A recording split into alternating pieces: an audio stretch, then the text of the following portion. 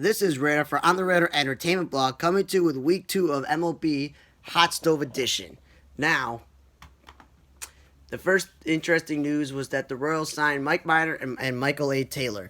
So Mike Minor was on the Royals, one of those bargain deals a couple years back where he was rehabbing from all the injuries he had with the Braves, and they eased him in as a reliever and eventually a starter. He enjoyed some success with Texas and went to Oakland for the rest of this season at the trade deadline. He's back with Kansas City. They're not going anywhere. They just want a veteran they can rely on to eat innings. And Michael A. Taylor just gives them another outfield option who can play center field but hasn't proven he can hit. So there's more guys to avoid Whit Merrifield playing center field, Hunter Dozier playing right field. Jose Ozuna, utility player of the Pirates, he's gone over to Japan. Usually what happens is if you think as a utility player you're not going to get a contract with a major league team, but you can get everyday opportunity overseas, might as well do that. Go ahead and do that. Korea, one of the Korean teams cut both Addison Russell, the former Cubs shortstop, and former Phillies pitcher Jake Brigham. So Addison Russell, after nobody signed him this past year, after the Cubs let him go for this season, he went over to Korea, and I guess that didn't work out. He's still a Gold Glove shortstop. It's really Gold Glove shortstop. It's a matter of his hitting. Trevor Williams became a free agent. Don't know what the Pirates are doing. He's one of the only few consistent pitchers they have.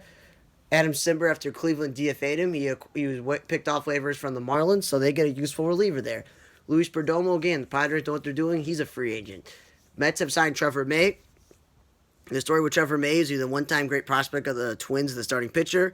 There wasn't room in the rotation, so they just put the young arm in the bullpen. He got hurt. Tommy John, blah, blah, blah, and he's back as being a reliever. But no offense to the Mets, when their closer Edwin Diaz, Familia, and the rest of their pitchers, Dill Betances and whatnot, didn't pitch that well last year. I'm going to invest my money in a former starting pitcher who got injured as a reliever. Yeah, I don't really understand that, but you just try something new.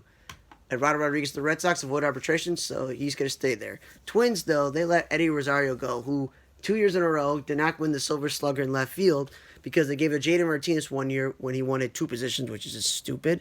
And instead of giving it to a right fielder, left fielder, and center fielder, 1 year they gave it to him and they gave it to all center fielders, and he didn't win out. When he hit 30 home runs pretty much every single year, this is a shortened season, so different statistic.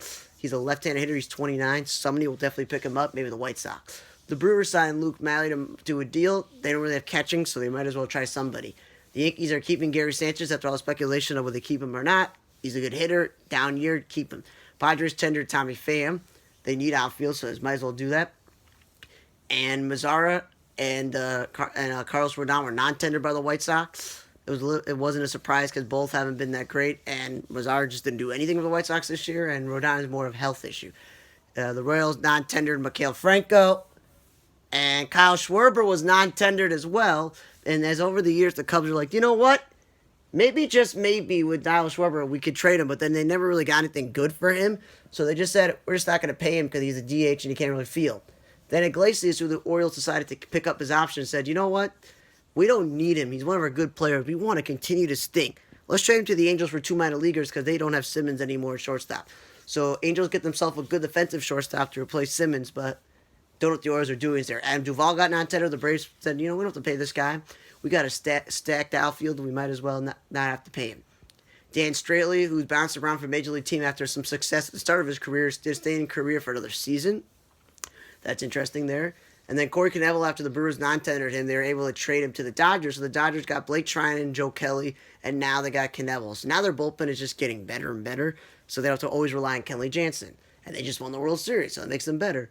Archie Bradley was non-tendered by the Reds. I feel like the Reds, they've gone through so many veteran relievers the last 5 years that they can just keep plugging in somebody as well. Blue Jays non-tendered both Travis Shaw and A.J. Cole. Travis Shaw, I guess, it makes sense because when you have Guerrero and you have Rowdy Tellez and you've got all these infielders on your team, you might as well just say we don't need one extra guy as well. There's another thing there. Angels let go of Robles, Matt Andres, and Chris Middleton, so that's 3 of their relief pitchers. I guess they got to revamp the whole bullpen. And Tony Walters, the catcher, the only catcher you can name on the Rockies, he got non-tendered, and so did David Dahl. I understand David Dahl got all this promise, can't stay healthy. When he stays healthy, he's an all-star, but he's not an outfielder in terms of center fielder. Maybe he's a corner guy. I always said he should play first base because he always gets hurt. Or DH, it's another story, but he's not a free agent. So that's adding, like Rosario, a very interesting outfield hitter to the market. Domingo Santana, after struggling with the Indians this year, he's gone to Japan. Let's see how that goes. Mariners signed Travis a minor league deal because Their first baseman, Evan White, even though he's up for a gold glove, it's like, it's not like he's a star. Giants non-tender Daniel Robertson, but kept, Alex Dickerson, Darren Ruff, and Austin Slater. That makes sense. Dickerson and Ruff played really well, so might as well keep them. Slater's a young guy, and Gott was only a few relievers they had that were good. And John Gant avoided arbitration, if the Cardinals at least can keep their swing man. In the American League, some of the official other non-tenders were Delano DeShields and Jeffrey Rodriguez. So there goes Delano DeShields as another outfielder. Rangers let go of utility man Danny Santana, and the Rangers also non-tendered Scott Hyman and Jimmy Haggard. The Rays have non-tendered Edgar Garcia, and also the Indians got rid of Tyler Naquin, so that's now they're down to Zimmer and Bradley and Mercado. And I previously mentioned Franco, Mazzara, and Rodon. And then in the National League, some of the other non-tenders were Tyler Anderson by the Giants, Melvin Adona, Rigo Garcia, and as well as catcher Chadwick Thrum. Cardinals non-tender John Berbevia and Ranger Ravel. Pirates and non-tender Clay Holmes. The Marlins decided to non-tender Ryan Stanek and Jose Arena, which again, don't know what they're doing. Those are two of the better pitchers. The Mets did it to Ariel Lorado, Paul Sewell, and Nick Trapino, and Chasen Shreve, so more relievers. Padres won't let back the non-tender Greg Garcia, the infielder. Might as well, he didn't really play last year. The Reds have let Brian Goodwin go as well, so backup outfielder in the Cubs has said goodbye to Jose Martinez. With all these non-tenders players adding to the market, it's also because of the fact that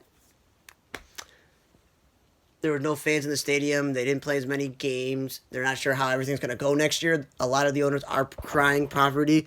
And the major tier players like the George Springers and Real Mutos and Bowers, they're going to get their money. It's the middle class free agents where you're going to, great. Are they going to get screwed? And then you had all the guys who are non-tender. That just gives them even more and more players. So tune out for next week's edition of Hot Stove. This was week number 2 for On the Radar and Tay Blog. I'm Radar. See you guys next time.